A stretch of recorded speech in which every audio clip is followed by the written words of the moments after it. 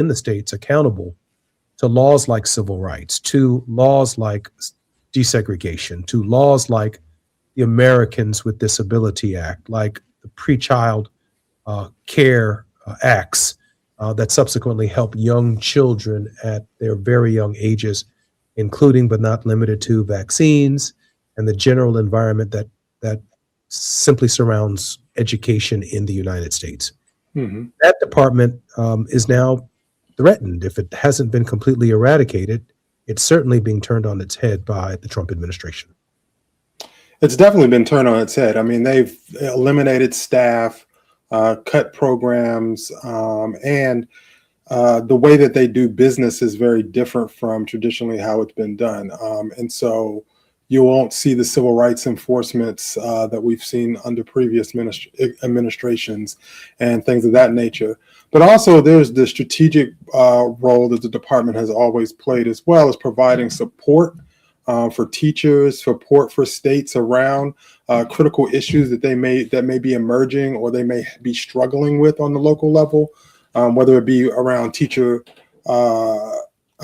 diversity, making sure that they have the resources, but also have the strategies to increase teacher diversity and make sure that there are folks in the pipeline for teaching roles, making sure that they have the supports around those things as well. And so, not having a department that is strong is problematic for this country.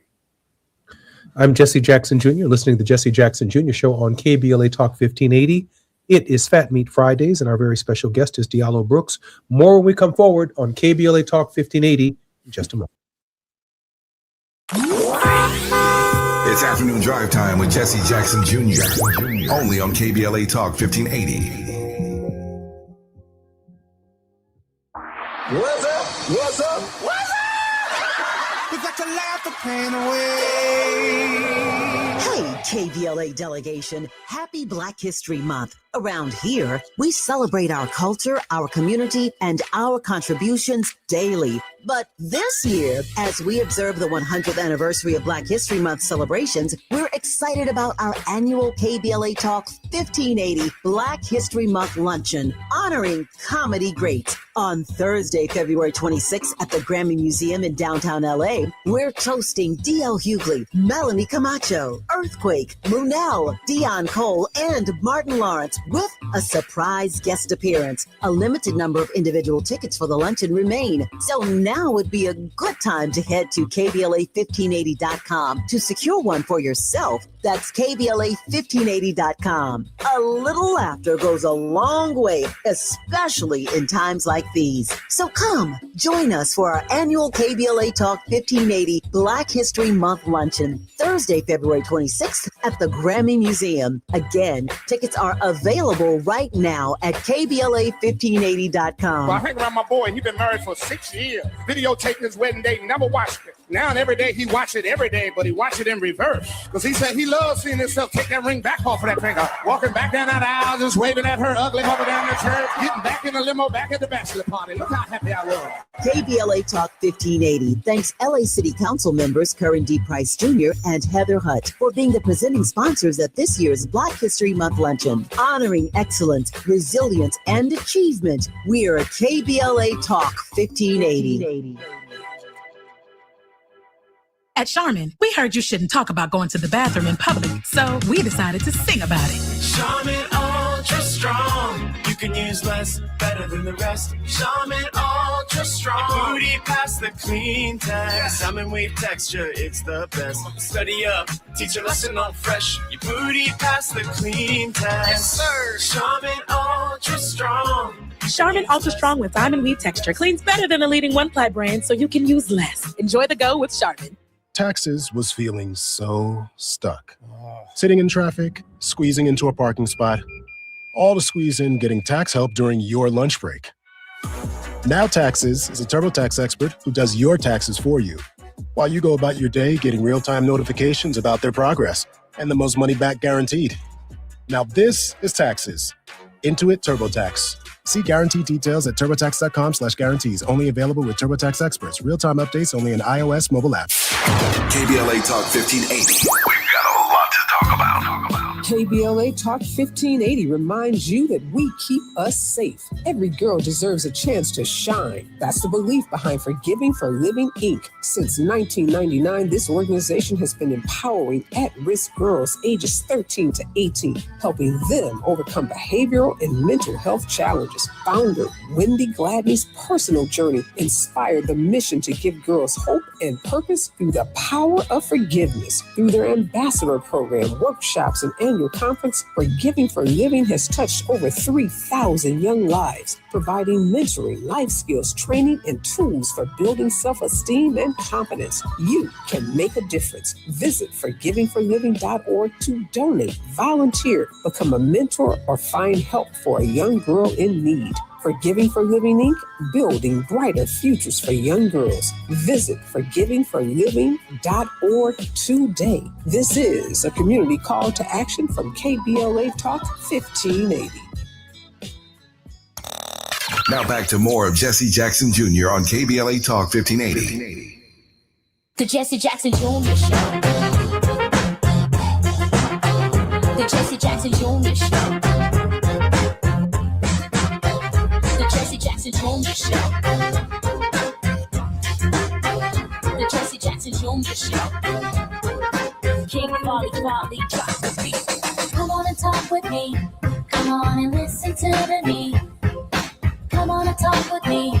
Come on and listen to the me. KBLA Talk 1580. Download the app. It's Fat Meat Fridays on the Jesse Jackson Jr. Show and the J Lunch Club right here with our very special contributor, Diallo Brooks. Diallo, I was reading a really interesting article in the Miami Times titled, Democrats Defend the Actual Existence of the Department of Education in a Forum. U.S. Democrats on Wednesday rebuked ongoing efforts from President Donald Trump's administration to dismantle the Department of Education, including moves to shift some of its core functions to other agencies. Representative Bobby Scott of Virginia, who is a regular contributor on our show, who hosted a spotlight forum alongside several colleagues, said over and over and over again the administration has circumvented the law to hamstring the future of public education without the consent of Congress and the American people. Scott, the top Democrat on the House Committee on Education and the Workforce, brought in education advocates and legal voices pushing back against the administration's ongoing attempts to axe the agency. The lawmakers and witnesses expressed particular alarm over the administration's 6 interagency agreements, or IAAs, announced with 4 other departments in November of 2025 that transfer several of its responsibility to those cabinet-level agencies.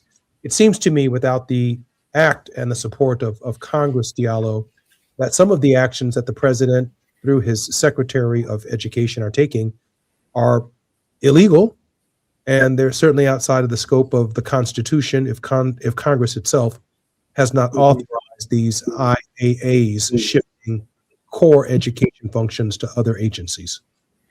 Yeah, I mean, I think that they are definitely, whether they are illegal or not, I'm not a lawyer, but I will tell you that they are definitely borderline. Well, they're more than borderline. They're actually very problematic as far as how the department actually functions and making sure that those services that the department once housed are actually executed in the way that is beneficial to our young people across the country. The piece that is troubling is that we also have a Congress that is actually in line with this president in the dismantling. I mean, the Republican Congress that exists or that has the majority in both houses, where that's typically where your resistance would be, where you would have a Congress that would say, hey, this is our function. Let's make sure that we honor that function in the right way and make the appropriate decision for around our Department of Education. But this is also how this administration has operated. They always push the envelope until somebody tells them they can't do it. And even when somebody says they can't do it, they still step over that line and push as far as they can until either the courts or some other authoritative body weighs in. And that's why, it's critically important as we, head toward midterm elections that we change that majority in Congress in a way that is honoring the role that Congress plays in making the decision about our Department of Education and any other agency that's a part of the federal government. And like I said, this is very problematic. It's very scary, but it's also not surprising because it's been their plan. Project 2025 said this. Reagan has not wanted to dismantle the Department of Education. It is a part of the history of the Republican Party, and we have to understand why they're trying to do this. One, siphon out resources. Two, undermining education across the country for those that can't afford private institutions to educate their children. So we're looking at some kind of elite caste-based education system as the federal Department of Education is zeroed out. And Republicans argue for more and more public funds to private schools with different standards and different levels of accountability. That is, public funds may support, some have argued, private schools, but then these private schools also reserve the right to determine who enters the private schools, to determine the standards, could discriminate on the basis of race, sex, gender, or any of the various other religious litmus tests that may be required to enter their particular institutions of higher education or elementary, if you will, education. And I'm thinking that, of course, one of the great challenges is it bankrupts the idea of the public school system. Definitely. It definitely bankrupts the idea of the public system. But let me put into context as well how our education system is structured, because I don't want folks to think that the way in which our federal government interacts with our education system is a perfect system, that, all of those issues go away. Our education system was already a hodgepodge of systems across the country where they're controlled on the state and local level around what those education systems look like. There's some federal laws that govern, that protect young people across the country. And when we're talking about the civil rights enforcement and functions of the department, those things exist through Congress. Also, the formulas around money that is pushed out to state and local governments around education is allocated by Congress through the Department of Education to happen. So those things have to continue to happen.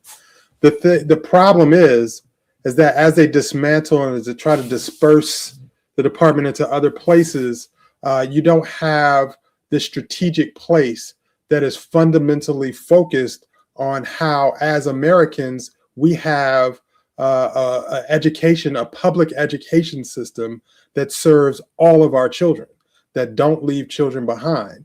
And without that function, we can't be a leader in the world and not have a strong public education system, an education system that our country invests in our young people. That means the innovation, the thinking, the best practices, their safety and their health and well-being are all part of having a functioning public education system. And so the dismantling is not just about moving resources around or getting rid of programs and things of that nature. It is really about how we are strategically able to compete in the world when our young people are not getting the best of us, right? Mm-hmm. The best of us as adults that provide the supports that young people need to thrive in this world.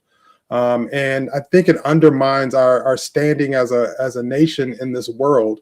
And we'll see the results of that through the dismantling of that. So I'm glad you raised this question of the global education environment, right? You talked about competitiveness in the world, but then that raises, at least from my perspective, a question about curriculum, about what's taking place in schools across this country, even in this greatly fragmented education state, which has largely been locally controlled and locally run, with different tax formulas, different formulas by which education is provided to our children. Sometimes the burden is on property owners.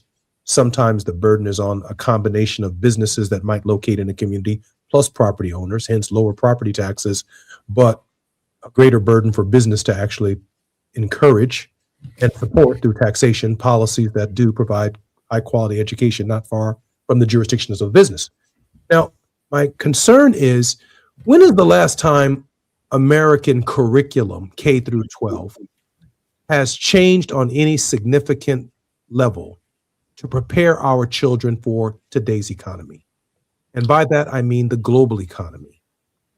AI is a reality. Our currency is changing. The way in which we pay for things is changing. And yet, if I walked into a K through 12 classroom today, I'm almost as confident, Diallo, as the conversation that we're having here, that not much has changed since I was in school, K through 12, that the same Black History Month celebrations are taking place, that the teacher is still pulling out that same folder of the 30 or 40 Blacks that they put up around the room during Black History Month, and they grab an inventor and talk about that. I'm saying that, is public education on a competitive level with private schools that are actually keeping up and preparing children for the global marketplace? So my short answer is no, but I think that is a hodgepodge across the country. It depends on where you are, where you're located, what zip code you live in. I think we're very overdue, long overdue for revamping and a reimagining of what our public education system should be in this country. What are the tools that young people need in order to be successful, to thrive, to be healthy, to be able to be nimble in a forever changing world, right? What are the skills that they need, both interpersonal skills and specific technical skills, right? But I think that varies from the south side of Chicago, from Compton, LA, to, the deep suburbs that are very well resourced areas. I think that there's some places where they are trying to innovate within schools, and there are places where folks are trying to innovate around education. That being said, I think that folks that are in more low income environments, that are in more rural environments, typically get the short end of the stick as far as the resources they need in order to be competitive globally. And I think that's where we have to be strategic thinkers as Americans. What should our public education system look like? Who should make the decisions around what curriculum our young people are getting? Because basically the curriculum is really developed on a state-by-state level. The federal government doesn't, or the Department of Education doesn't dictate the curriculum that is being implemented within schools across the country already. And so I think that there's a necessity around what are the best practices, what are folks innovating around the world, and what are the things that our young people need to learn, and how are they able to learn? What are the tools that they need? It's beyond just the X's and O's, like we say in sports. It's really about what are the cognitive skills that they need in order to be really nimble in this changing environment.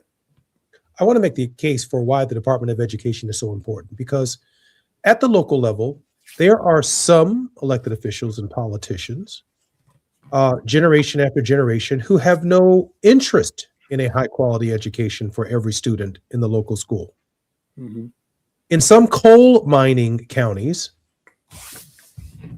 for decades, maybe even for a century and a half, the future of a student who graduated from a local high school, if they graduated at all, was to return to the coal mine. There was no expectation that they would leave some parts of Kentucky or some parts of Pennsylvania and become doctors or lawyers and never return to, the idea of black lung disease or to coal mining. And so there's no interest in improving education beyond that which the expectations for how to provide for your family might ultimately be. It would be the federal government that would raise the standards of local education, giving children a chance to get the highest possible education and make a judgment when they graduate from high school or college as to the direction that they want to go. And when you think about segregated schools and what the limitations were, you can only imagine in rural areas where, who's going to run the family farm after you get your education? Well, the expectation is that you'll come back and be in the agricultural business, or you'll know something about agribusiness at the family farm level, which may ultimately be a larger family farm. But without the federal government saying, listen, by the time you graduate from high school, you need to be computer literate. You need to have certain algebraic classes that you've completed. You need to have a working knowledge of history. You need to know that college is available for you to move on to higher levels of living beyond being in agriculture, or maybe you can sophisticate agriculture. My only point is there has to be a national standard that's pushing education to another level. I'm Jesse Jackson Jr. This is the J Lunch Club. It is moving. It is Bet Meet Fridays. More when we come forward on KBLA Talk 1580. It's afternoon drive time with Jesse Jackson Jr. Only on KBLA Talk 1580.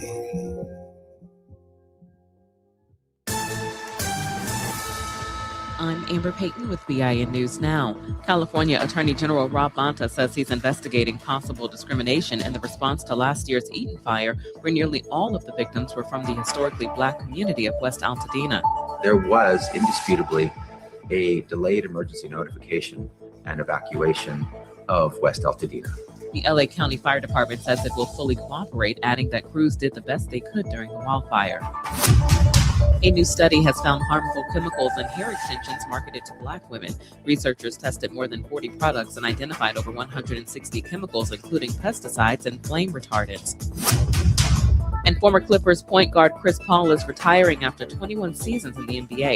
The 40-year-old announced the decision on social media. Paul also played for the Hornets, Rockets, Thunder, Suns, Warriors, and Spurs. Get BIN News Now on demand 24/7 on the iHeartRadio app. Head to Waba Grill weekdays after 3 p.m. for their $5 happy hour and try their new Chili Crisp dumplings. Bold, crunchy, and tossed in a fiery crisp, paired with a premium Waba beverage drink like their authentic Thai tea. Get both for just $5 only at Waba Grill. It's for you. This is the KBLA Sports Minute with Ray Richardson.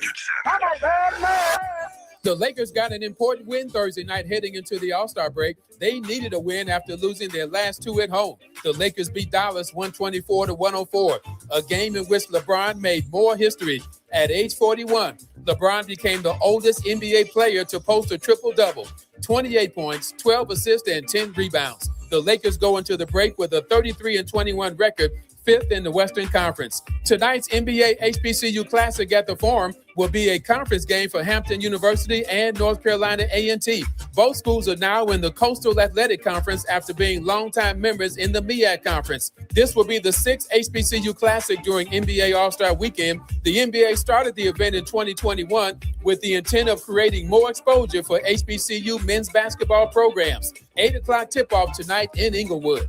No debates, no speculation, just the info you need. That's your KBLA Sports Minute. I'm Ray Richardson on KBLA Talk 1580.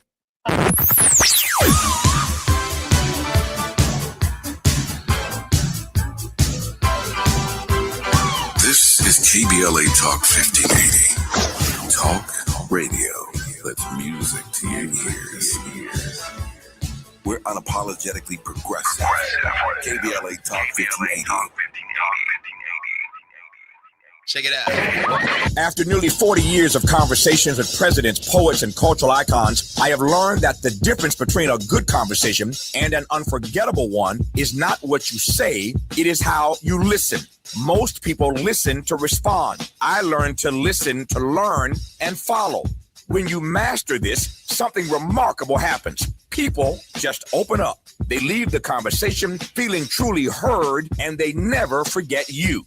Hi, I'm Tavis Smiley, and for the first time in my life, I'm teaching everything I have learned. The Art of Conversation, a 4-week masterclass for podcasters, leaders, and professionals who understand that the ability to connect is their greatest competitive advantage. Our founding cohort starts Monday, February the 16th, and only a limited number of seats remain. Enroll right now at TavisTalks.com. That's TavisTalks.com. Yeah, this is all good. They call it progress, but progress has a price. Land once held in Black hands, taken, stolen, erased. Acres paved into highways, fields burned. Homes replaced by parking lots and broken promises. Every deed lost was a dream deferred. We talk about millionaires, but what about the millionaires that never were? The farmers whose soil was seized, the families who watched their inheritance disappear, the wealth that never had a chance to grow because its roots were ripped from the ground. They took the land, but never the legacy, because the soil remembers, and so do we. Every story matters. Our mission is to collect, preserve, and amplify these stories. If this is part of your family's history, visit blacklandlost.org/share your story and help bring us closer to justice. KBLA Talk 1580, connecting you with the world. African Focus Incorporated is a community-based organization whose mission is to bring Africans and African Americans together, lead charitable initiatives on the motherland, and educate people from all walks of life on the beauty, legacy, and opportunity of Africa's 54 nations. And it's that time once again when African Focus is teaming up with KBLA Talk 1580 for our 8th annual African Focus Trailblazers Tour. Travel with us in 2026 when we're headed to the southern African nations of Zambia and Botswana for a historical, cultural, and vacation tour led by me, Dominique DePrima, Cultural Ambassador for African Focus Incorporated. Enjoy luxurious accommodations, conscious fellow travelers, shopping, adventures, cultural tours, wildlife safaris, and a giant waterfall, one of the world's 7 wonders, along with a chance to be of service at an orphanage on the continent. Become an AFI trailblazer by exploring the motherland with a nonprofit organization that has members in Africa and America to help roll out the red carpet for you, and together we'll make a difference and have fun doing it. For more information, visit africanfocus.org or call 310-676-7300. That's 310-676-7300 or africanfocus.org. Whether it's stateside or exploring the diaspora, we're with you every step of the way. African Focus and KBLA Talk 1580. Come go with us. You're listening to Jesse Jackson Jr. on KBLA Talk 1580. The Jesse Jackson Jr. Show. The Jesse Jackson Jr. Show. The Jesse Jackson Jr. Show. The Jesse Jackson Jr. Show. King Folly, drop the beat. Come on and talk with me. Come on and listen to the beat. Come on and talk with me. Come on and listen to me. KBLA Talk 1580. Download that. I'm Jesse Jackson Jr. Welcome aboard to the Jesse Jackson Jr. Show on KBLA Talk 1580. As former senior equity fellow at the Schott Foundation for Public Education, Diallo Brooks bridged the gap between national policymakers and grassroots education justice organizations to advance progressive racial justice policies. His fellowship embedded him with the U.S. Department of Education under the Biden administration, where he served as a senior executive championing community and equity-focused policies. Diallo previously served as the senior vice president of programs and advocacy at the Schott Foundation, leading grant-making and programmatic initiatives for educational equity and justice. At People for the American Way, he was the senior director of field mobilization, acting as a national spokesperson on civil rights, voting rights, and civic engagement. He led the Defend the Black Vote initiative, successfully engaging millions of Black voters in the 2020 election. Diallo Brooks, welcome forward to the Jesse Jackson Jr. Show. Diallo, I think I have you muted. Sorry, that wasn't me. Not a problem. Hey, Diallo, listen, let's pick up on where we were before the break, and that was that the very nature of a football game is to have a quarterback. Mm-hmm. And even the quarterback reports to the coach, because all of these players on the field don't get to operate separate and apart from the team effort. If America is going to be competitive globally in the area of education, all of these school districts and all of these different curricula, all of these different funding mechanisms for some schools and other schools, all separate and unequal, how is it possible to move the nation forward when the system itself is designed where some children will never have the same opportunities at the same age in the same classroom as other students who might live in more thriving and prosperous neighborhoods. Yeah, I think that's the problem of our design. And let me just be really, really clear about what the federal government does and what it doesn't do, because I think there's a lot of confusion around the country about that. People don't really understand that. And so, no, the federal government, we were talking about curriculum, does not impose curriculum or academic standards. But what the federal government does do is it creates and works to kind of give guidance on what those standards should be. And some of that is under the Elementary and Secondary Education Act, and then the Every Student Succeeds Act, which are acts passed by Congress and then signed by a president. But there is a statewide assessment are supposed to align with the standards that the federal government has kind of outlined.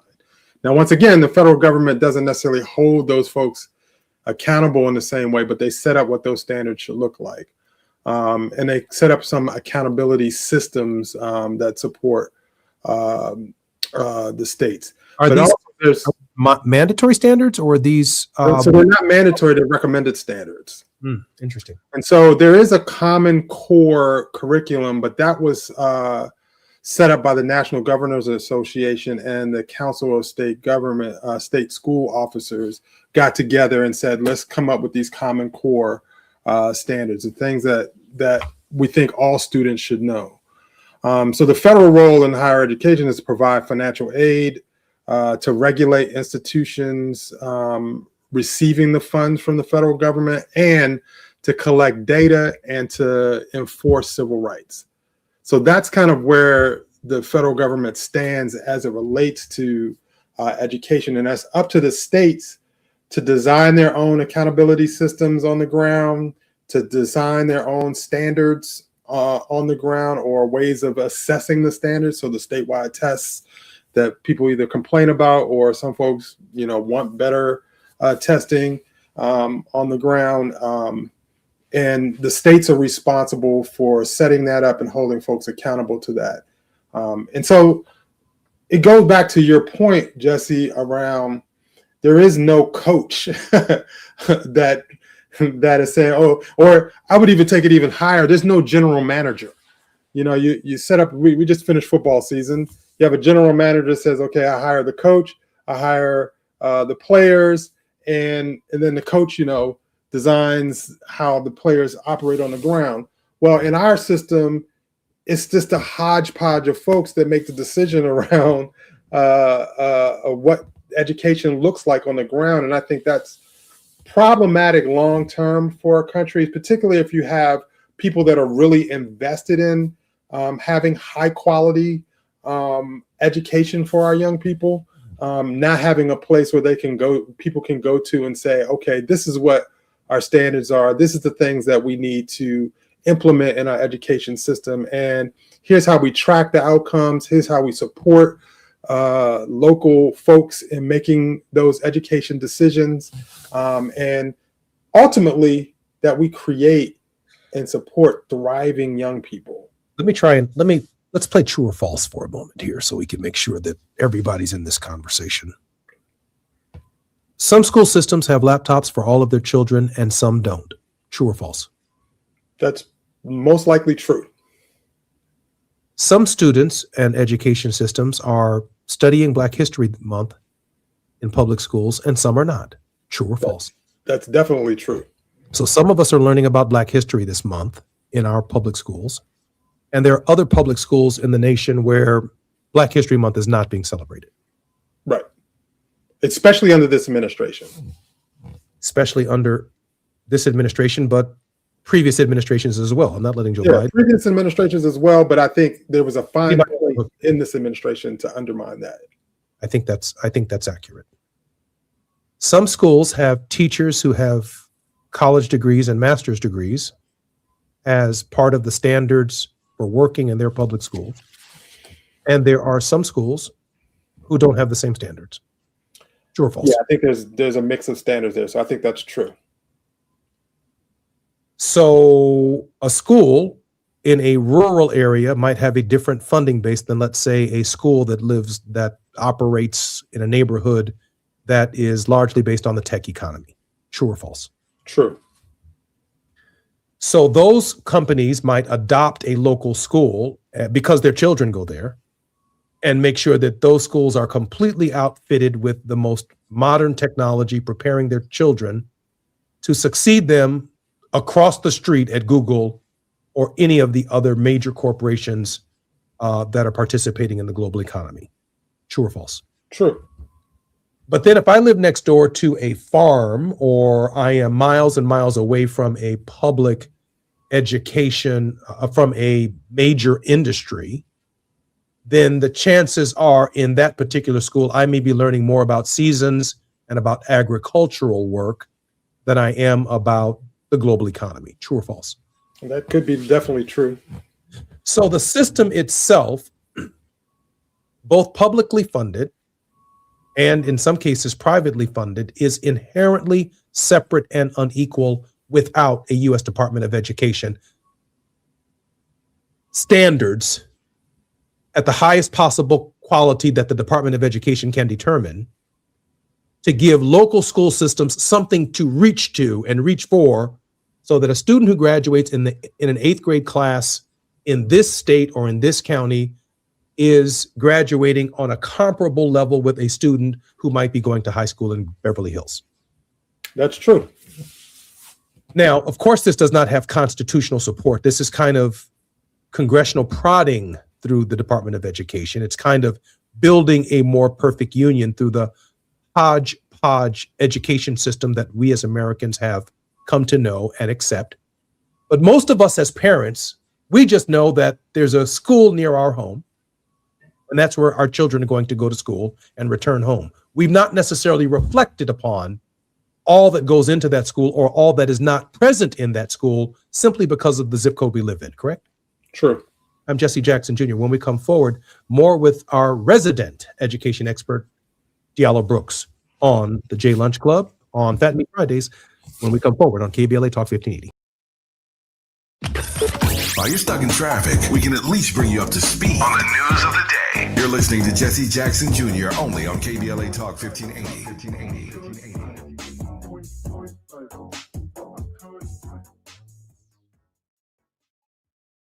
Getting around LA doesn't have to cost a lot. Metro has fares that fit every budget. 20 free rides for qualified riders through the Life Fare program. Free passes for students with GoPass and affordable options for everyone in between. Wherever you're going, Metro's got you covered. Visit metro.net/fare programs.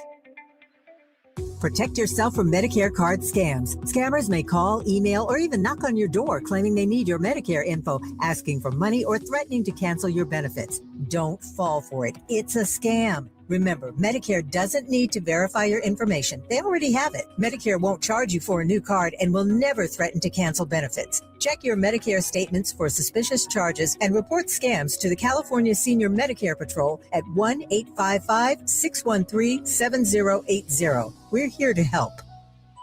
Lena Bloom for the Bail Project. Imagine you're stuck in a jail cell and you can't afford bail and someone offers you a way out. Just plead guilty and you can go home and kiss your kids goodnight. What do? What thousands have. You plead guilty whether you are or not. Cash bail makes poverty a crime. That's why the Bail Project helps those who can't afford it while fighting to end cash bail. Because freedom should be free. Brought to you by the Ad Council. Check it out. After nearly 40 years of conversations with presidents, poets, and cultural icons, I have learned that the difference between a good conversation and an unforgettable one is not what you say, it is how you listen. Most people listen to respond. I learned to listen to learn and follow. When you master this, something remarkable happens. People just open up. They leave the conversation feeling truly heard, and they never forget you.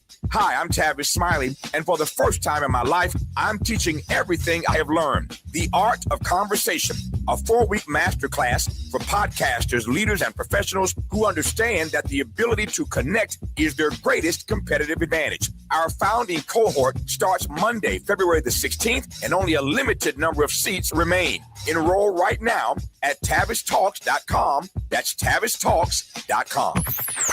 Yeah, this is all good. It's never too early to start talking about money in realistic ways with your kids.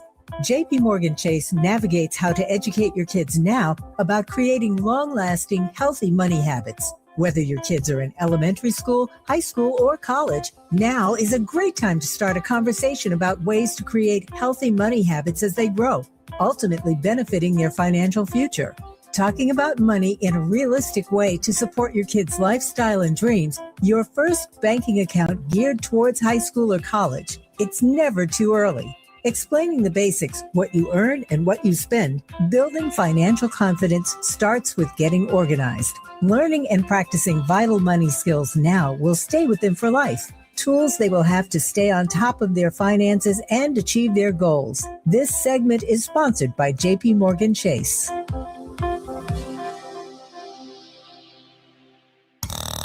Now back to more of Jesse Jackson Jr. on KBLA Talk 1580. The Jesse Jackson Jr. Show. The Jesse Jackson Jr. Show. The Jesse Jackson Jr. Show. The Jesse Jackson Jr. Show. King Volley, drop the beat. Come on and talk with me. Come on and listen to me. Come on and talk with me. Come on and listen to me. KBLA Talk 1580. Download that. I'm Jesse Jackson Jr. Welcome forward to the Jesse Jackson Jr. Show, where our very special guest is our education. I don't want to call him an education consultant. He's just an education expert. He's worked in the department. He's worked in the private sector. He knows exactly what the separate and unequal nature of American education is, and I'm proud to call him my friend. Diallo, welcome forward to the Jesse Jackson Jr. Show. Thank you, Jesse. Diallo, the system is inherently broken with lots of inefficiencies in light of the previous interrogation that I think I offered you with the true and false narratives. And I say that to say that when it comes to the idea, for example, of building highways and interstate systems, all of the states have come together to agree that this is what an exit looks like. This is what a stop sign looks like. This is what stoplights look like. This is what it means to go across railroad tracks and the behavior of motor vehicles on or near railroad tracks. There seems to be a more perfect union when it comes to transportation. There's a more perfect union if I take off from O'Hare Airport at land in Washington, Reagan, or LAX, or San Francisco, SFO. But when I take off from Chicago, there's a reasonable assurance that the runway I'm going to land on, protected and built by the federal government, is going to be the same length as the one I departed from.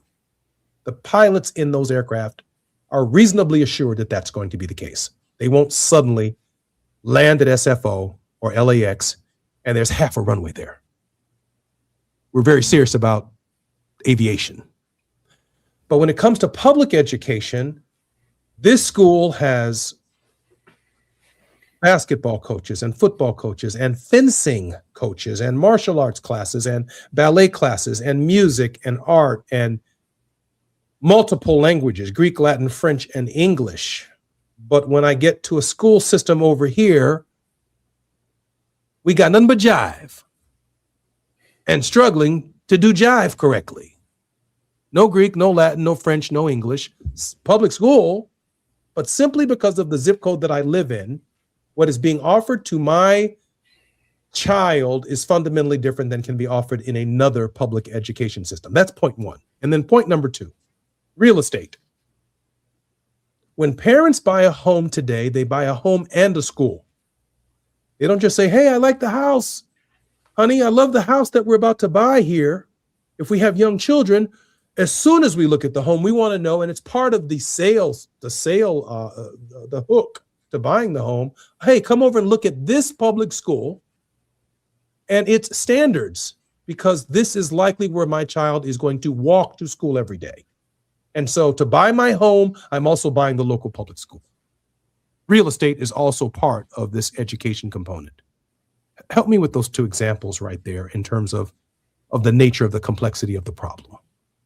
Yeah, I think those are great examples of just like where you're born is determines the level of resources you get as a young person, as a community. And I think it's a problematic system. And with the way our system is set up, it varies from state to state. Some states have actually worked on their funding formula to kind of level the playing field around the resources. I know years ago I was in Chicago when there was a big discrepancy around how, for the state of Illinois, how they go about funding their public education system. And it undermines the ability, particularly of those that have traditionally been left behind in our economy, been left behind in our country, to get and catch up. Not even to excel, but just to catch up, because the resources that they have been given are less than the resources their counterparts in more affluent spaces. And so we have to do a better job of putting folks in decision-making positions that have the best interests of all of our young people in mind when they're making public policy around how we support our young people to grow and thrive in this world. And our public education system is a critical and vital part of that. It is something that really should be a right for every young person to get a high quality, high standards of education and get the supports they need to become functioning adults, innovative adults, to be able to live their wildest dreams, because they have the foundational tools that help them to develop into the person and the people that we need them to be. I could hire Diallo Brooks's consulting firm for my local school system right now. However, after the improvements and the best advice implemented by, let's just say, Diallo Brooks Consulting, I'm not even suggesting that the company actually exists. But the fact of the matter is there are thousands of school systems and thousands of school districts across the country that do not have access to one Diallo Brooks. So now watch this. It seems to me that the people who have the most and the best interest of making sure schools are of equal high quality are actually the parents, the people who make a decision for where their child goes to school. I'm not going down the road of choice. I'm saying that they should be empowered with a constitutional right to a public education of equal high quality, that wherever they live, they have the legal right to go into federal court and say, listen, there are amenities at this school over here that belong right here at the school that's not far from my home because of the useful life of the education of my child in this school. I don't need this to happen 10 years from now. I need my child while they're in their formative development years to have access to all of the above right now so that their intellectual and spiritual capacity can grow to the fullest extent of their maturing and developmental years. And it's not just tied to, we got Diallo here who's really, really concerned about our local school system, or Jesse Jr. is really, really concerned about our local school system. In other words, on this question, Diallo, we have about 3 minutes before we close, and I know we're going to get a word of hope from you.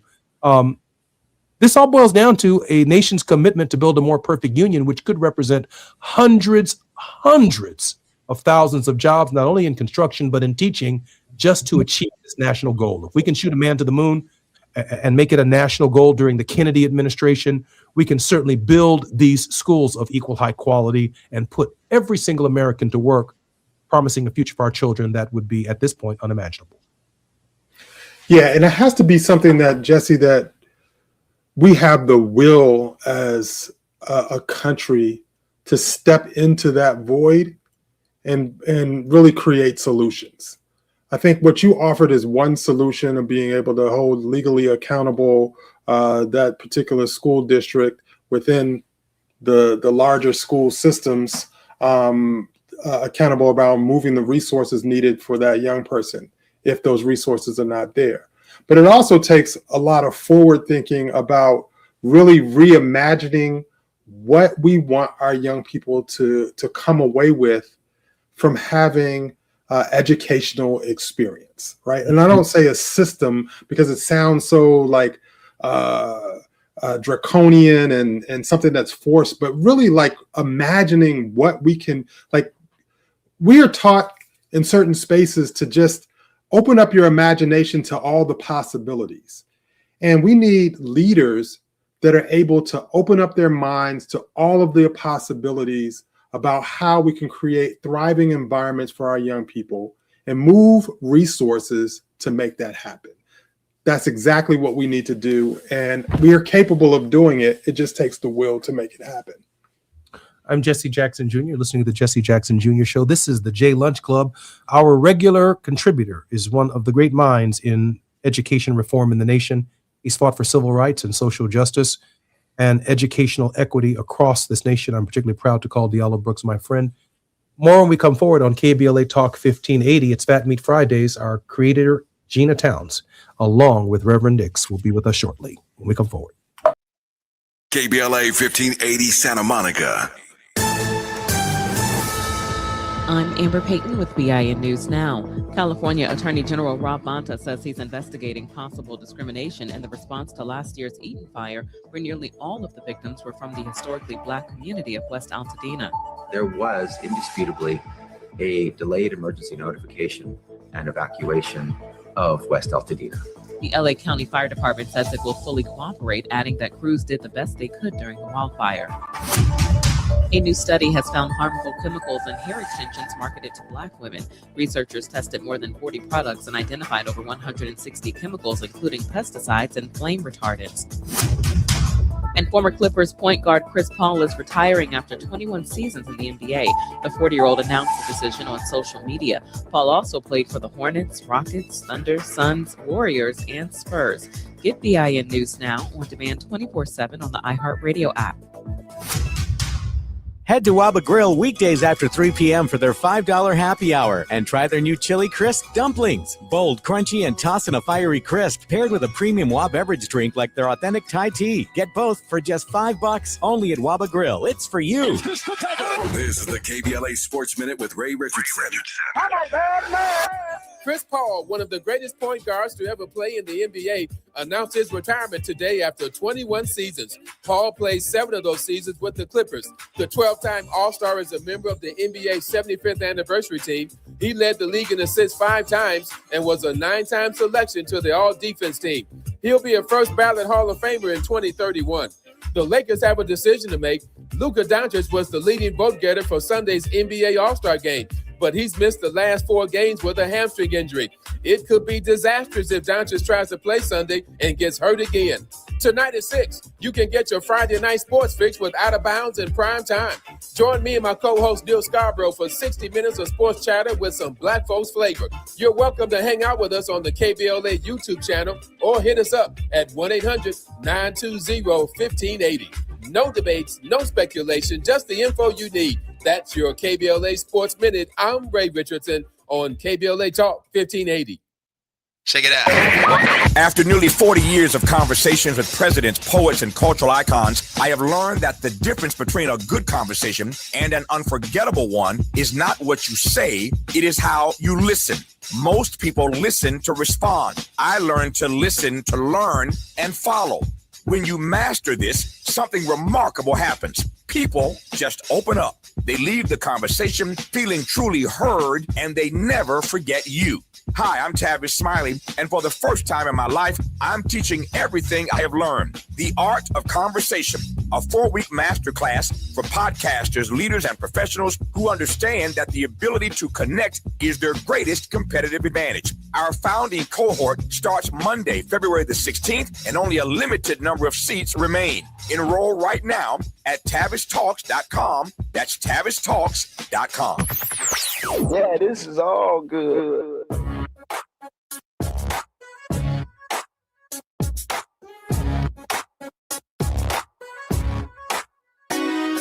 Jesse Jackson Jr. Show. Oh, oh, oh, oh, the Jesse Jackson Jr. Show. Oh, oh, oh, the Jesse Jackson Jr. Show.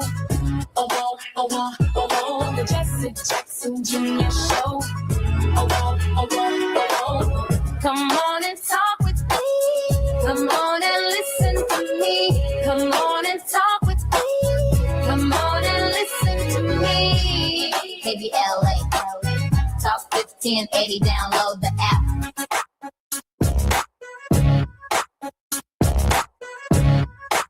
It's Jesse Jackson Jr. on the Jesse Jackson Jr. Show. It's February 13th, the 13th day of Black History Month, and you're on the J Lunch Club on Fat Meat Fridays with the creator of our show, Gina Towns, president and CEO of 519 Productions, and the executive producer, creative director, and program director of the Jesse Jackson Jr. Show on Smiley Audio Media's KBLA Talk 1580. She's also the host of Reflectivity on our weekly series, Fat Meat Fridays, a graduate of Hampton University with a Bachelor of Arts in Mass Media Arts and Journalism. Gina also earned a Master of Arts in Theology and Social Justice from Princeton Theological Seminary. Gina, welcome forward to the Jesse Jackson Jr. Show. Well, thank you, Jesse Jackson Jr. How are you today? I'm doing great. Got a little flu bug I'm fighting over here. Yeah. It's not been particularly kind to me right through this season. There is something going around. People definitely need to take care of themselves and pay attention to how they're feeling. No doubt about that. I also want to encourage our listeners to please keep my father, Reverend Jesse Jackson Sr., in your prayers. He's been in a struggle, which is a very public struggle. Had some private time with him today, and I just got him on my mind right now. Our very special guest in this hour is Pastor Raymond C. Dix Jr. He's served faithfully in the preaching ministry of our Lord and Savior Jesus Christ for the past 44 years and is now serving in the Fort Wayne, Indiana area as senior pastor of Pilgrim Baptist Church. Pastor Dix comes to Pilgrim with over 30 years of pastoral experience, with much of it being urban, inner city ministerial experience. Pastor Dix strongly believes that the way of hope and community is the gospel of Jesus. He is a deep believer in expository preaching and teaching in the church community. And for those of you on the 405, the 101, the 10, the 5, the 110, and the 118, we need to hear a word from Pastor Dix today. Pastor Dix, welcome forward to the Jesse Jackson Jr. Show. Good afternoon, my brother. It's good to be here, and thank you so much for having us. I am so grateful. I'm so grateful that you pop in with us on Fridays. You really get me to my weekend. Gina, the great Pastor Dix is with us from Fort Wayne, Indiana. Listen, I am on the back end of whatever it is you might be battling yourself now with this cold thing, man. For like 2 weeks. So I'm hoping that it's winding up now, and this Sunday I'll be in the saddle ready to ride. So we'll see. Pastor, I'm wondering if people in Los Angeles even know what a cold is, man. They have no idea. They don't know what it's like to live in a state like Indiana, Illinois, where you have all 4 seasons in one day. I mean, going in and out of buildings, in and out of heat and cold. I mean, come on now. I mean, well, at least we have a chance for things to properly die, Yeah. like go dormant. You have some states where it's so humid that it's kind of moldy, in my estimation. I didn't call any states, but you know who you are if you're listening. Definitely not La La Land. June bug and them not be walking down your street because they don't ever die, and the whole family just gets bigger and bigger. But That's the other thing about brothers in Chicago and the Midwest and in Indiana. We don't see these brothers for like 6 months. These Negroes come from hibernation. This cold runs everybody indoors, and then they come out like, when the weather changes, it's like, bro, you still here? You're right. You are right. Pastor Dix, there's a lot going on in the world. Deeply troubling revelations since we last talked. We've seen the President of the United States offer some pretty mean memes of the President of the United States, former President Barack Obama. We have seen just a viciousness at every level. My brother had the opportunity to pray at the prayer breakfast, and boy, he put one on him in terms of his moral failings. And I was particularly proud of him. But there's got to be a lot going on in your mind too, Pastor. Share with us some of your thoughts at this hour. Well, there is, and certainly I stand, unsurprised by what is happening in our world, and largely because we live in a world that is perishing. One of the toughest things to do is to live your theological paradigm in a world like this, where people are unapologetically evil, unapologetically mean, and yet trying to live that your theological reality in such a world places a heavy burden on one's soul. And so we actually begin to feel like there there is no hope. And that's the attack of the enemy against the ideal of hope and keeping our faith and our eyes fixed on our blessings. Mm-hmm. Gina? Well, you just said a whole mouthful, and I can't wait for us to unpack it properly when we come forward from the break. But first and foremost, we just got done talking about all of us ailing, and the heavy load that you just talked about also affects us spiritually. It affects us in every single way. And it bears down on your resistance. And so, you can be taking all the vitamins in the world, but the stress of today's world and that inherent evil that you just talked about, how people don't want to stop for the stop sign and get mad because you do, or whatever it is, they're standing in line. They don't want to stand in line at the grocery store. Nobody smiles at anybody.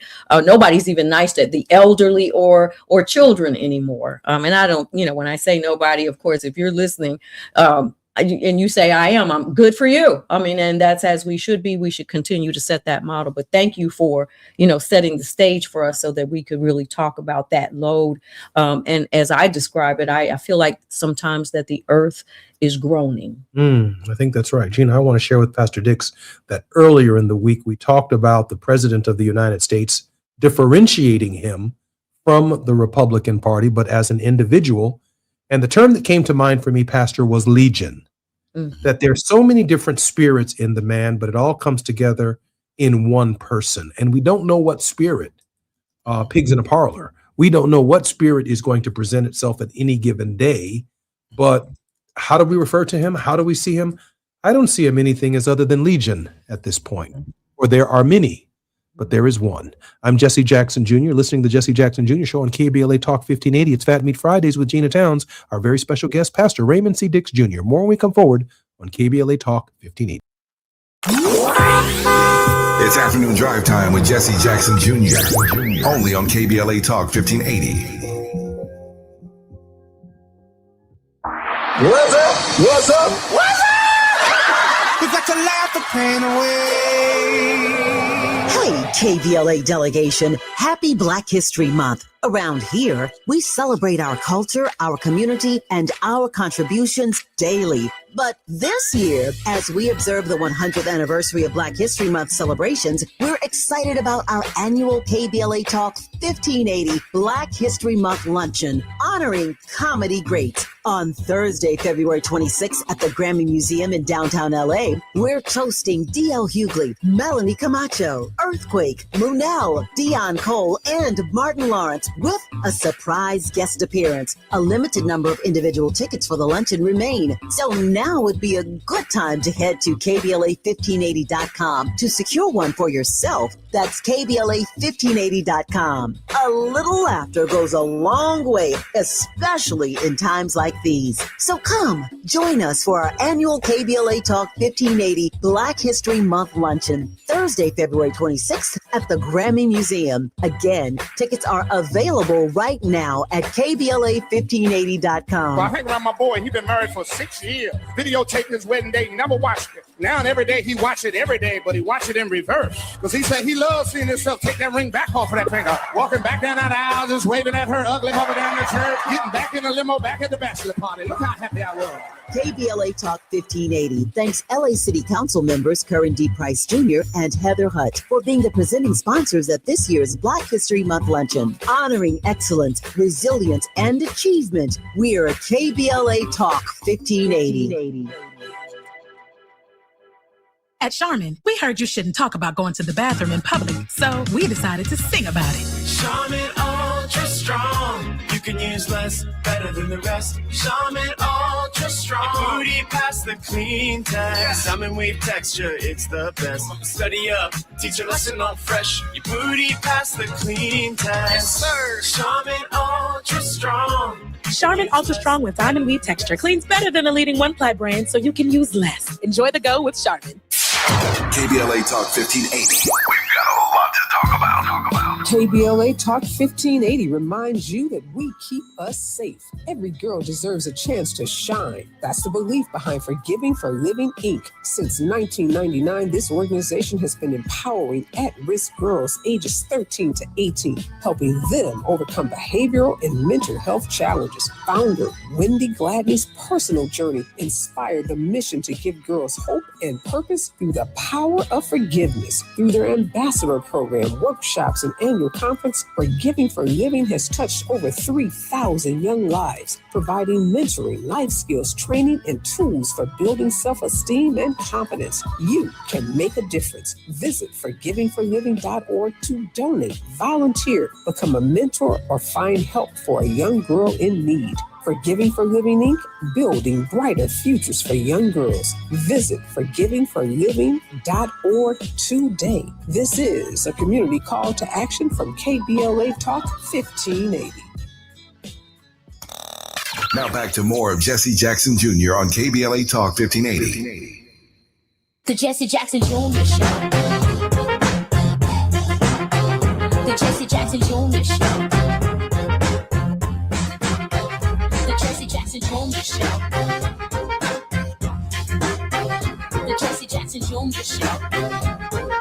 King Quality drop the beat. Come on and talk with me. Come on and listen to me.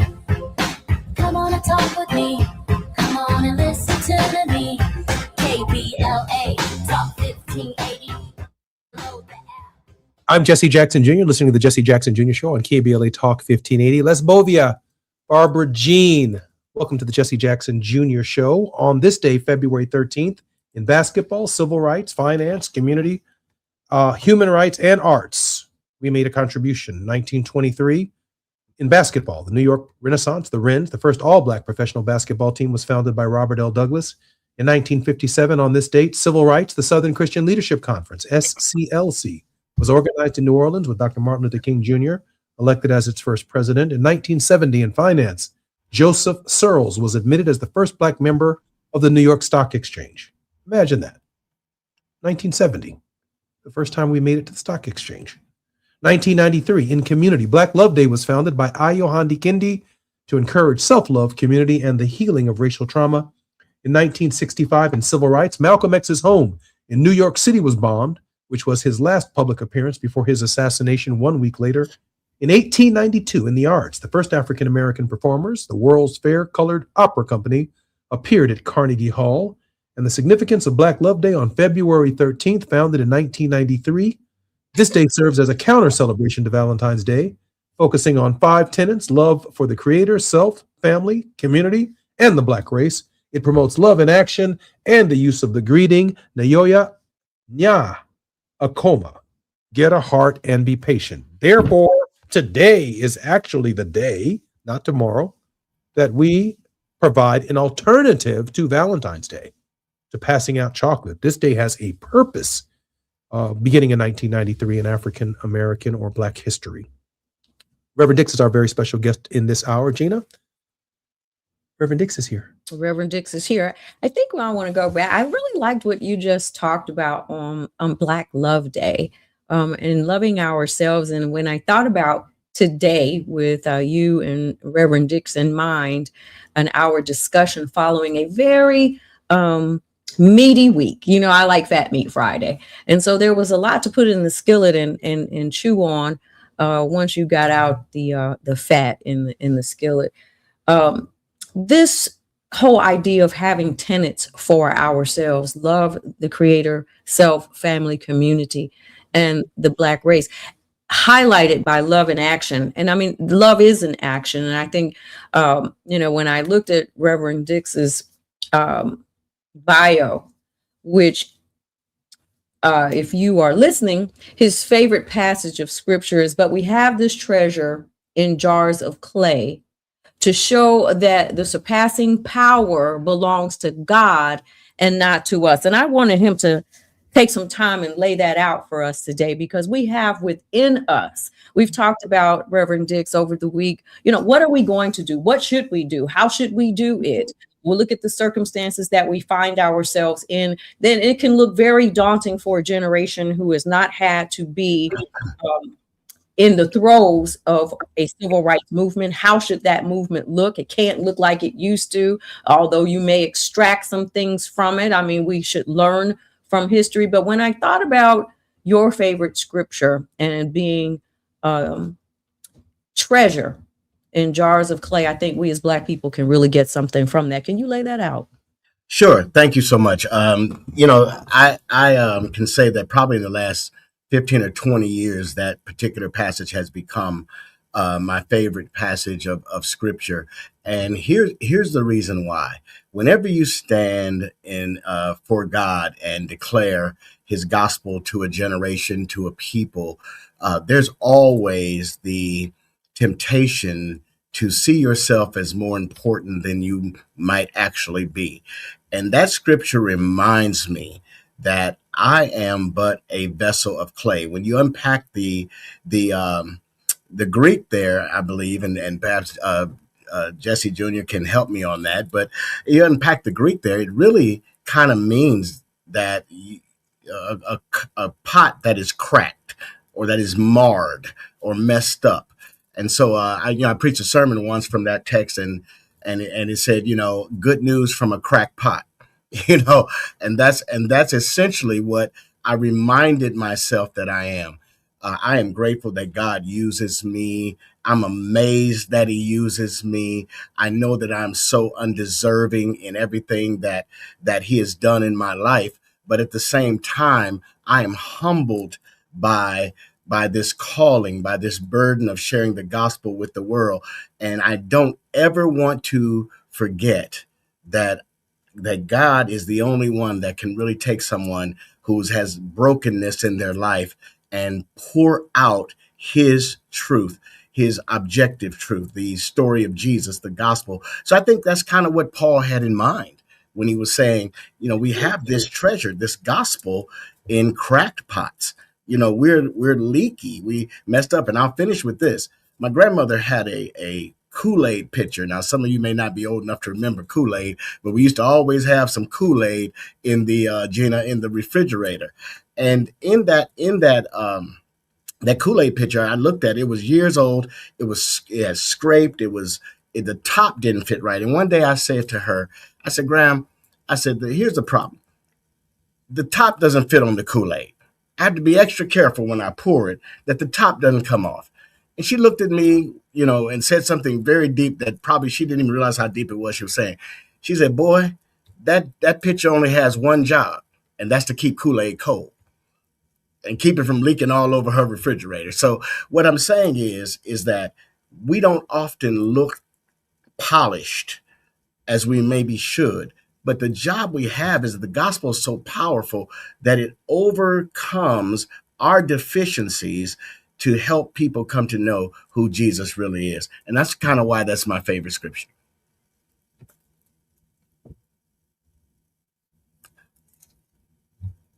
See, I'm not hearing you, Gina.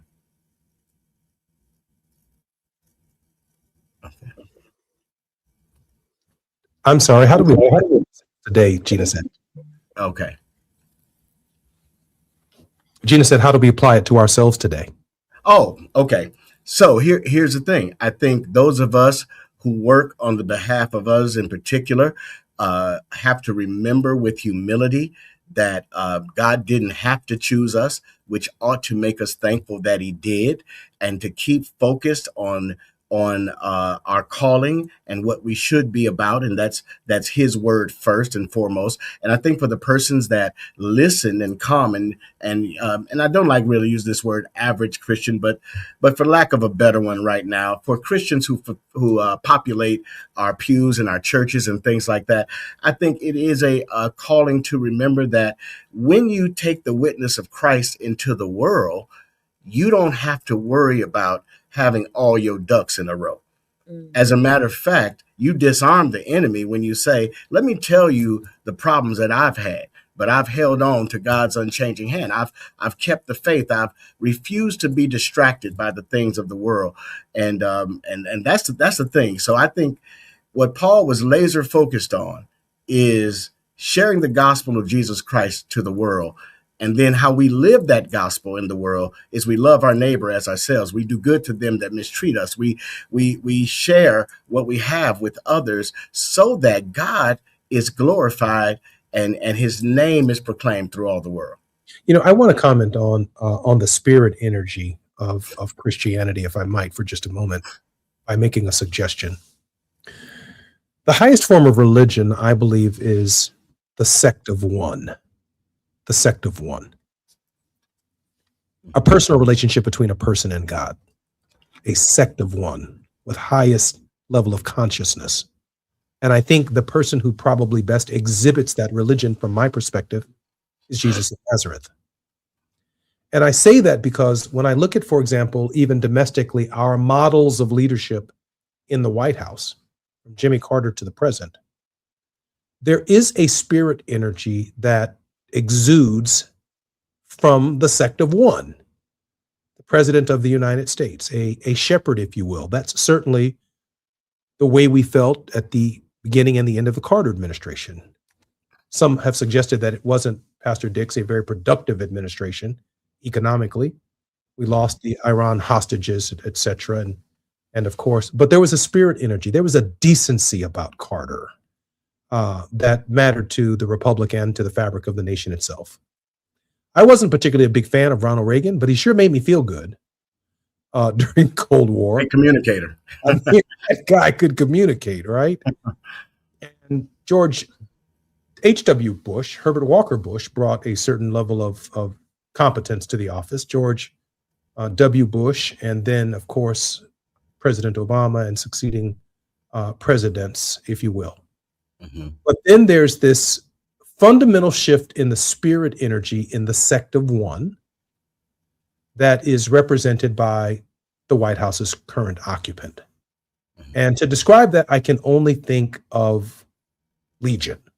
And I spoke about it just before the break, that there are so many personalities, there are so many different spirits that are unkind, that all come together in a single person. It's offending members of the press corps, calling a reporter Miss Piggy, locking up Don Lemon, referring to members of Congress out of their names, putting Hakeem Jeffries in a sombrero, this treatment of the immigrant in our nation's cities and around our country, his attitude and disposition with respect to Venezuelans and Africans and Caribbeans and Somalians. And it is so vulgar that it's impossible to imagine that so many different spirits exist in a single person. And I separated, Pastor Dix, earlier this week, this one person from my Republican friends who ideologically might have differences from me that I can communicate with. But we agree to agree, we agree to disagree, and we keep it moving. They don't mean me any harm, and I pray they know I don't mean them any harm. But when it comes to this particular, if you will, our producer introduced me to this book, The Pig in the Parlor, and all of these spirits that, can be found in a swine. I can only see the president now. I can't see him in Republican terms because I know too many decent Republicans. I just see him as Legion. Am I wrong for that? Dr. Well, I certainly understand the analogy of that. And I think back to that moment when Jesus asked those demons what was his name, and they said Legion, for we are many, occupying the space of one individual. And I think about, why did Jesus cast out those demons from that man? And I have to believe that part of his purpose was that if he allowed those demons to reside there, those who were with him on his mission, who were walking with him, would somehow be distracted by the fact that this person who is cutting himself and doing these things and has been wailing all night long would continue to be a distraction to the mission of Christ. And I think that that's the key thing here with the current occupant, as you say, in the White House, is that I think Donald Trump serves in many ways as one of the greatest distractions the Black church has ever seen. And I think that what God is doing is saying that you have to get back to me. You have to come back to me. You have to refocus on the fact that you've got children in the Black community right here in Fort Wayne that can't read in the 3rd grade. And that there are some pressing issues with food deserts and other things that are happening. We have a crisis of family in the Black community, and we rail against from the pulpit Donald Trump this and Donald Trump that. Let me tell you something. That's the enemy's greatest plan right there. Get you to talking about Donald Trump, you'll forget the fact that you've got people in your community that need Jesus. I'll finish with this. Last year, we had a lady, 86 years old, I think I may have told you this before, who was shot dead in her doorway by 2 young men in her own community. She was the mother of that block, and they killed her, and she was a member of our church. And I'm saying, if I have one tyrant 3,000 miles away, my greatest worry is 3,000 tyrants 1 mile away. Gina? I can't wait till we come forward to the break so that we can continue this conversation with Pastor Dix, because what you bring up is such an interesting point, because we take our eyes and fix them on something other than, and especially even when we looked at what today is a day for us to remember the tenets of in our own community and amongst our own people. I'm Jesse Jackson Jr., listening to the Jesse Jackson Jr. Show. It's Fat Meat Friday with Gina Towns and our very special guest, Reverend Dix. More when we come forward on Jesse Jackson Jr. It's afternoon drive time with Jesse Jackson Jr. Only on KBLA Talk 1580.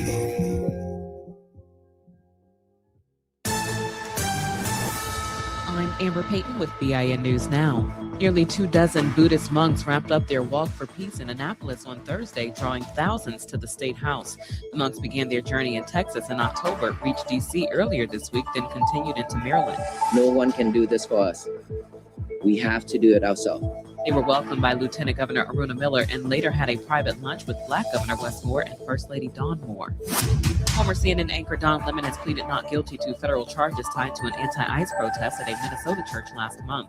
Lemon says he was there reporting as an independent journalist.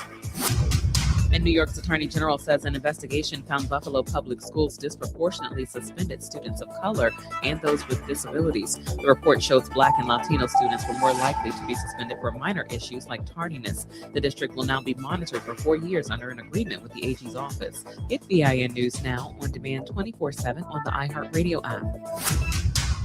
Head to Waba Grill weekdays after 3 p.m. for their $5 happy hour and try their new chili crisp dumplings. Bold, crunchy, and tossed in a fiery crisp, paired with a premium Waba beverage drink like their authentic Thai tea. Get both for just $5 only at Waba Grill. It's for you. This is the KBLA Sports Minute with Ray Richardson. Chris Paul, one of the greatest point guards to ever play in the NBA, announced his retirement today after 21 seasons. Paul played 7 of those seasons with the Clippers. The 12-time All-Star is a member of the NBA's 75th anniversary team. He led the league in assists 5 times and was a 9-time selection to the All-Defense team. He'll be a first-ballot Hall of Famer in 2031. The Lakers have a decision to make. Luka Doncic was the leading vote-getter for Sunday's NBA All-Star game, but he's missed the last 4 games with a hamstring injury. It could be disastrous if Doncic tries to play Sunday and gets hurt again.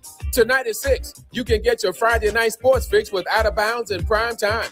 Join me and my co-host Neil Scarborough for 60 minutes of sports chatter with some Black folks flavor. You're welcome to hang out with us on the KBLA YouTube channel or hit us up at 1-800-920-1580. No debates, no speculation, just the info you need. That's your KBLA Sports Minute. I'm Ray Richardson on KBLA Talk 1580.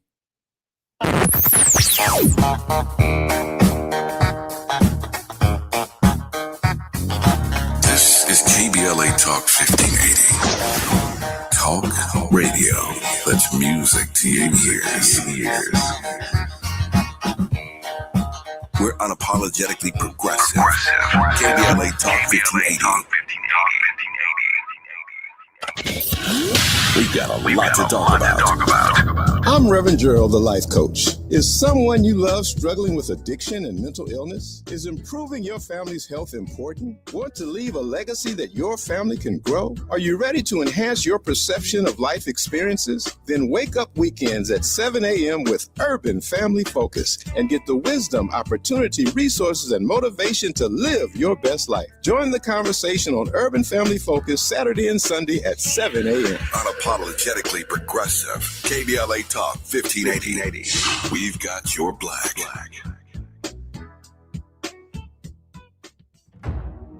They call it progress, but progress has a price. Land once held in black hands, taken, stolen, erased. Acres paved into highways, fields burned. Homes replaced by parking lots and broken promises. Every deed lost was a dream deferred. We talk about millionaires, but what about the millionaires that never were? The farmers whose soil was seized, the families who watched their inheritance disappear, the wealth that never had a chance to grow because its roots were ripped from the ground. They took the land, but never the legacy, because the soil remembers, and so do we. Every story matters. Our mission is to collect, preserve, and amplify these stories. If this is part of your family's history, visit blacklandlost.org/share your story and help bring us closer to justice. Taxes was feeling so stuck. Sitting in traffic, squeezing into a parking spot, all to squeeze in getting tax help during your lunch break. Now Taxes is a TurboTax expert who does your taxes for you, while you go about your day getting real-time notifications about their progress and the most money back guaranteed. Now this is Taxes. Intuit TurboTax. See guarantee details at turbotax.com/guarantees. Only available with TurboTax experts. Real-time updates only in iOS mobile app. KBLA Talk 1580, connecting you with the world. African Focus Incorporated is a community-based organization whose mission is to bring Africans and African Americans together, lead charitable initiatives on the motherland, and educate people from all walks of life on the beauty, legacy, and opportunity of Africa's 54 nations. And it's that time once again when African Focus is teaming up with KBLA Talk 1580 for our 8th annual African Focus Trailblazers Tour. Travel with us in 2026 when we're headed to the Southern African nations of Zambia and Botswana for a historical, cultural, and vacation tour led by me, Dominique DePrima, Cultural Ambassador for African Focus Incorporated. Enjoy luxurious accommodations, conscious fellow travelers, shopping, adventures, cultural tours, wildlife safaris,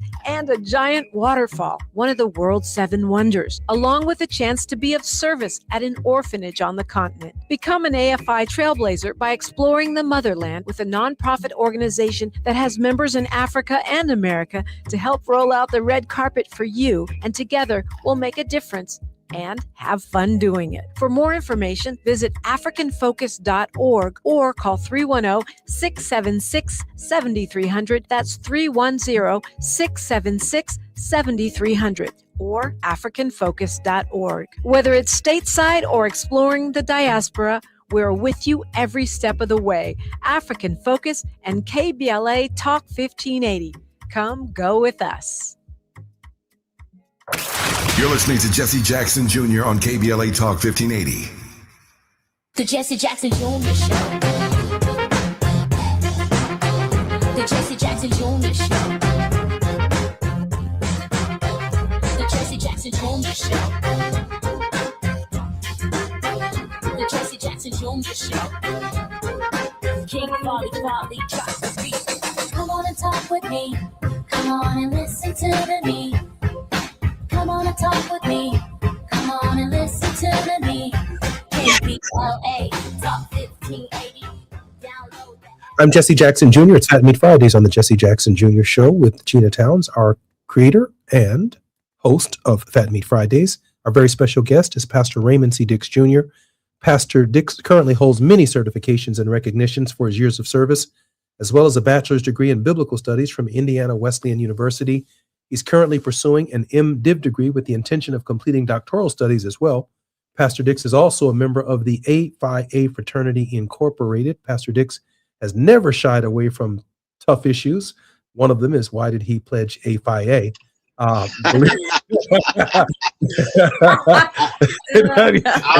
I'll let Gina handle that. That's a tough issue right there.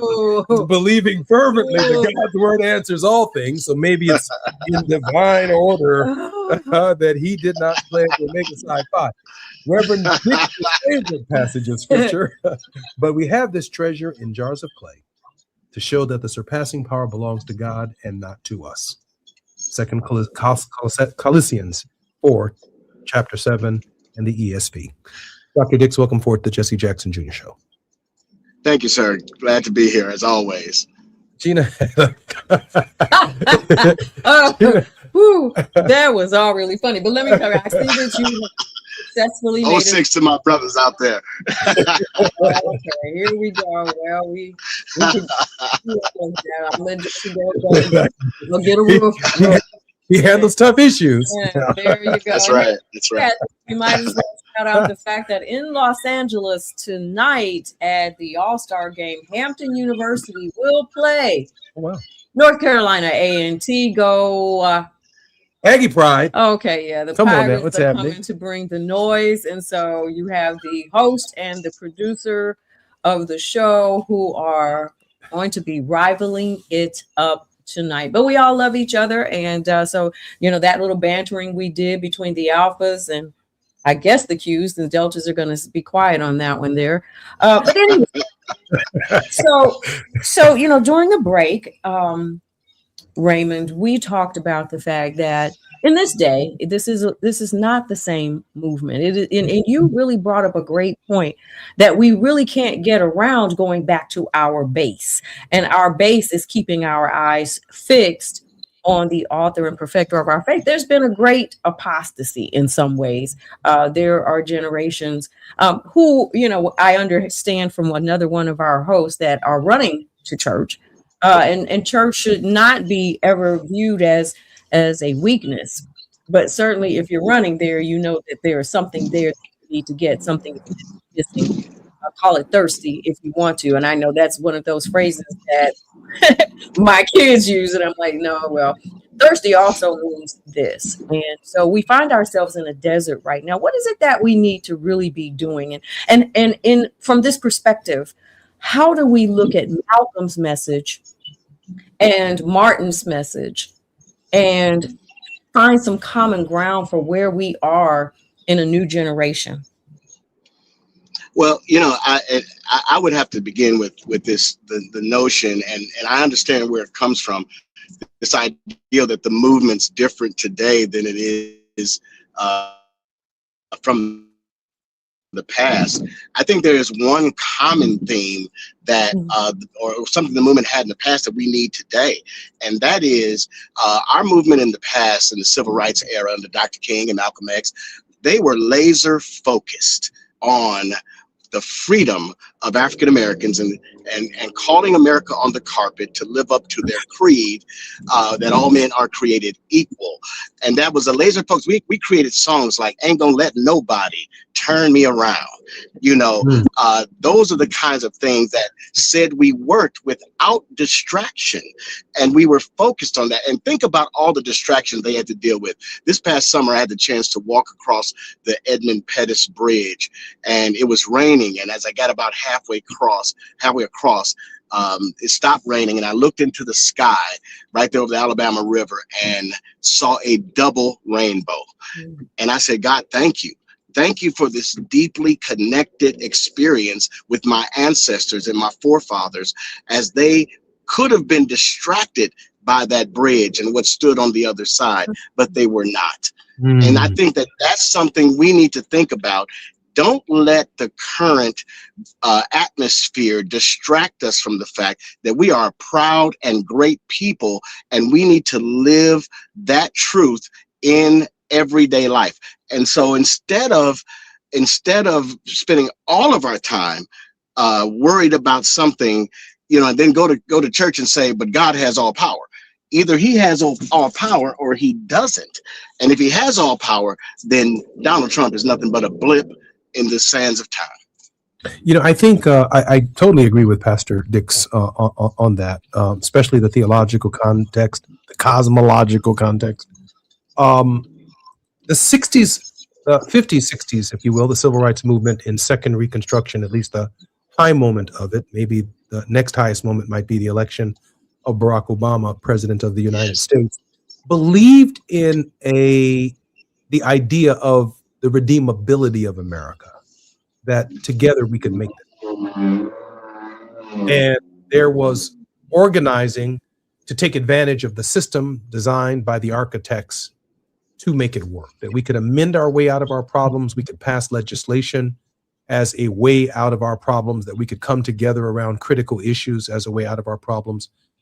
And the extent to which organizing is different today is to understand whether or not the American experiment is going to survive at all.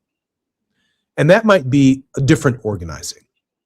And some of us might be stuck, fighting for, my dad was back in the civil rights days. Dad used to hate when people say, "You're one of them leaders from back in the civil rights days." Dad said, "I ain't no old man.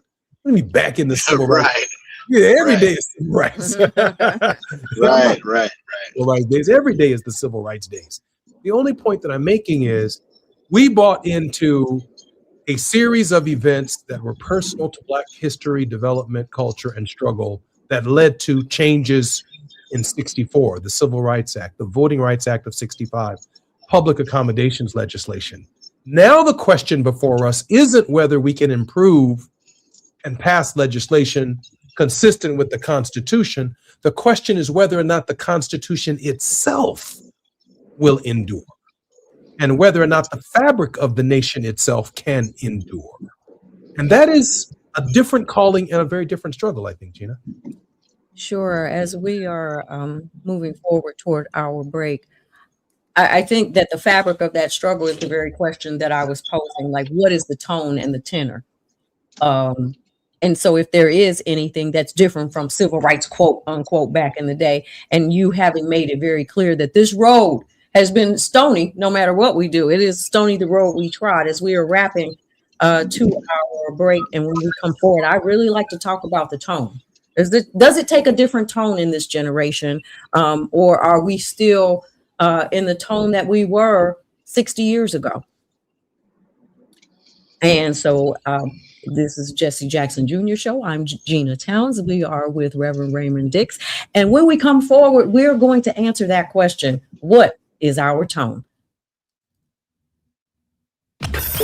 While you're stuck in traffic, we can at least bring you up to speed on the news of the day. You're listening to Jesse Jackson Jr. only on KBLA Talk 1580.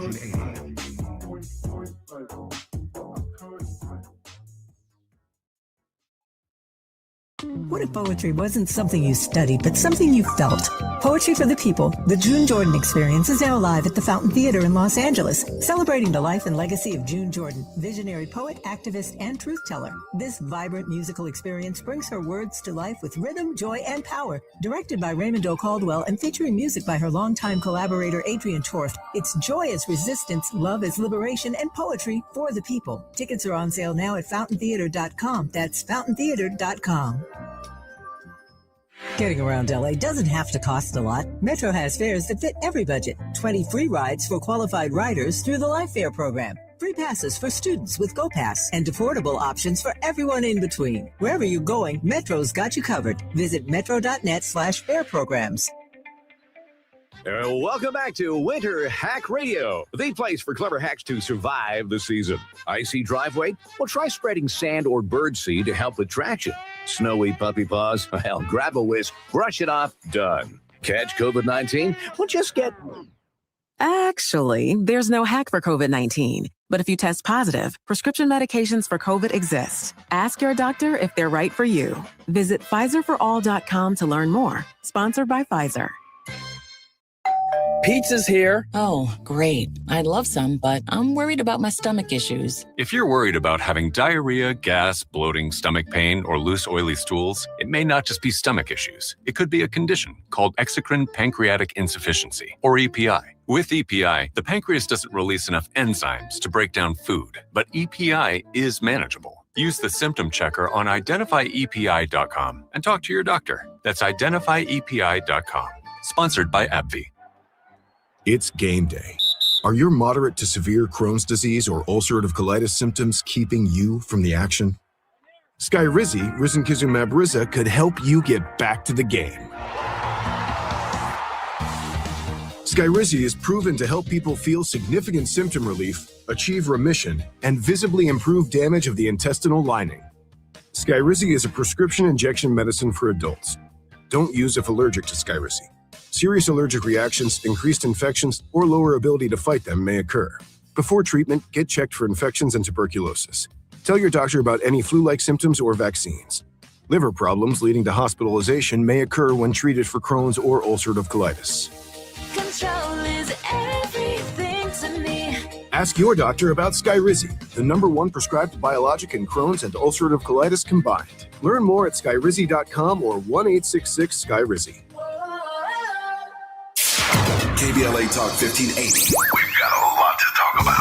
KBLA Talk 1580, connecting you with services and solutions. If you need help getting your resume in order, finding job training, or landing a job, we've got 3 great options for you. First, the City of Los Angeles has WorkSource centers across the area offering free job support. The California Workforce Development Board can help you with everything from GED prep to vocational training at no cost to you. On the federal level, the Department of Labor's American Job Centers offer a full range of services for job seekers and businesses alike. Visit careeronestop.org, or for more info, just call California's Help Center or visit cwdb.ca.gov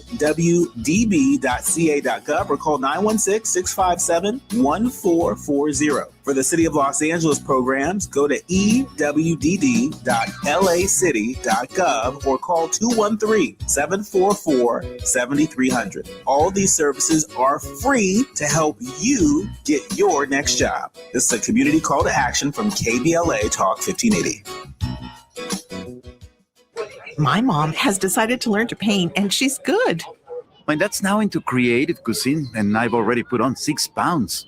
Learning new things comes with age. My mom, she started forgetting my name and what we're talking about.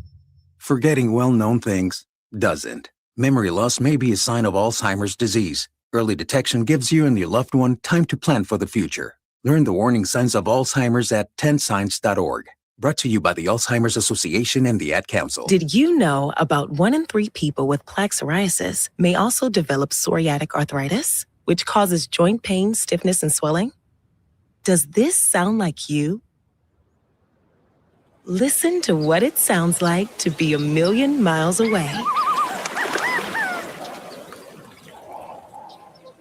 Tremfya guselkumab, taken by injection, is a prescription medicine for adults with moderate to severe plaque psoriasis who may benefit from taking injections or pills or phototherapy, and for adults with active psoriatic arthritis.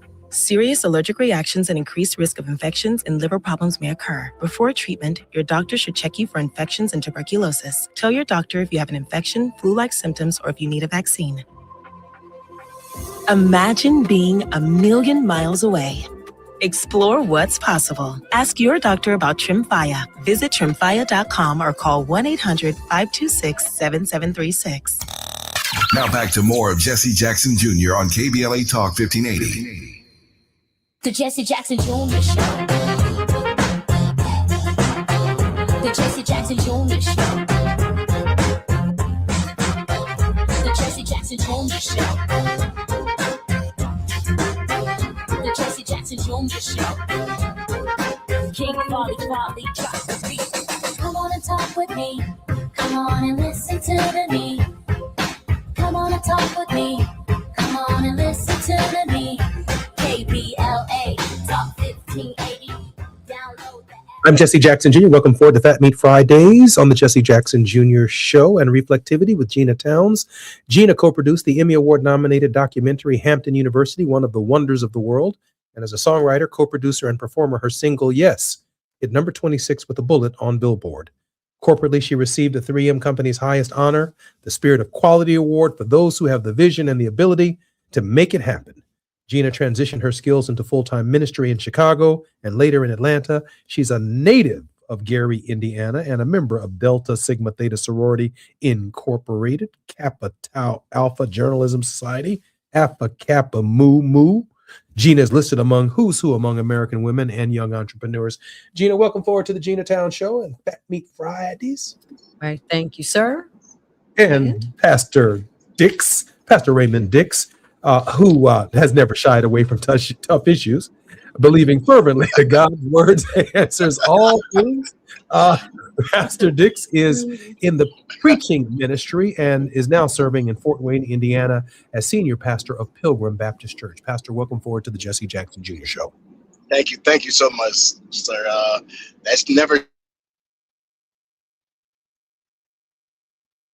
I think he was getting ready to say that he has never shied away from preaching. Y'all hear me? Okay, yeah. You got a little delayed there, as that evil that you talked about earlier is trying to stop you from doing. But before we came forward, Reverend Dix, we were talking about the tone and tonality of where we are and how we need to move forward, and how we need to look. What does it really look like for us in this particular place that we find ourselves in the nation? What do you think? Well, I think that when we talk about the tone, as you being a person that is certainly well trained in music and musical muse yourself, I think that tone is very important because it sets the stage for people being able to listen without distraction. If something's in the right tone, then you have an opportunity to hear really what the musician or the singer is saying. If it's in the wrong tone or the wrong key, then it distracts one from the power of what that song could do. And so I think when we look at how we set the tone in our community, we must set a tone that speaks to something like, take Black History Month, for example. We are in the midst of Black History Month, about the midway point. And almost every year we talk about the great contributions that Black people made to this nation. And we should talk about that. Let me make that clear. But those aren't the only contributions we made. We made some internal contributions over the years that often get left out. Our forefathers actually stayed together and stayed married. They invested in the training of their children. My grandfather had a very limited education in Mississippi, but insisted that his children would not miss school because they saw very clearly that education could be one of the ways that broke the cycle of systemic poverty. So I think when we look at those kinds of things, that kind of tone is what we need. Let's talk about our achievements and contributions to America, but let's also talk about the contributions that we made, our forefathers made in our community, and in some places are still being made. That's what I think it has to happen with how we set that tone so people can actually hear the truth of the message. What does it look like? So I think it looks like a shifting of focus from not only external but to a both and. That we look at what's going on externally in our community, and certainly we should stand for injustice. As Dr. King said, injustice anywhere is a threat to justice everywhere. But also we need to think about and look at how can we improve the block we live on. What can we do in that one block? If I say I'm going to improve everything for Black people in America, that is a daunting and difficult task. But it's not so hard to make my block better, to make my block more loving, to meet my neighbors, to talk to them about the importance of education, to bless a single mother, to be able to say to her, hey, you may not have planned to be in this situation, but like Hannah in the Bible, you have an opportunity now to see your children blessed and great. And that's what we want to do. Work on the local level and make a difference there. I'm Jesse Jackson Jr. You're listening to the Jesse Jackson Jr. Show on KBLA Talk 1580. During this hour, our very special guest has been none other and Dr. Raymond Dix. Pastor, we have about 2.5 minutes before we come forward and the end of our show and the end of our week. Can you offer us a word of hope? Yes, I think that wherever we look as believers, in spite of the hope that does not, we have a hope that strong, because our hope is not in Washington, D.C. Our hope is not in the American experiment. Our hope is in the King of Kings and the Lord of Lords. And I think as we stand in that today and believe that, we will see the power of God begin to move. What is it going to take for us to turn back to God? Certainly, where we are right now with the things that are going on in our society, we should be thinking, maybe God's trying to say, come back to me. And I believe that is where our hope lies. If you're listening to the Jesse Jackson Jr. Show on KBLA Talk 1580, you're listening to us from LAX to Orange County to San Bernardino, or you're listening to us on the 405, the 101, the 10, the 5, the 110, and the 118. I'm Jesse Jackson Jr. It's been Fat Meat Fridays. Our very special guest has been Pastor Raymond Dix, the pastor of Pilgrim Baptist Church in Fort Wayne, Indiana. Gina, a closing thought? Closing thought is I hope that everyone who is in the sound of our voice, or if you go back and listen to the show, that you will take the weekend to be in a full reflective mode. And that's what we try to do on Reflectivity, is give us something to think about, an opportunity to make ourselves better over the weekend, both mind, body, and add to that. So we'll see you guys on Monday. I'm Jesse Jackson Jr., listening to the Jesse Jackson Jr. Show on KBLA Talk 1580. More when we come forward right here on KBLA. KBLA 1580 Santa Monica. I'm Amber Payton with BIN News Now.